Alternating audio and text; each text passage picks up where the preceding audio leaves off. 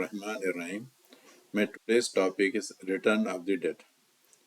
A person died, he was buried, and after 3 days he comes back out of the grave. Story of the grandfather of Mawlana Asharaf Ali Thanvi. He is the Hakim Ummat of Deoban, and he passed away in 1943, and he was a close friend of Maulana Ilyas Kandalawi, who founded the Tablighi Jamaat. Anyhow, the story goes like this: that the grandfather of Asharaf Ali Thanvi died. He was buried. Okay.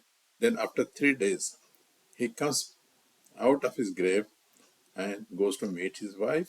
And on the way, he takes some sweets also to give it to the wife.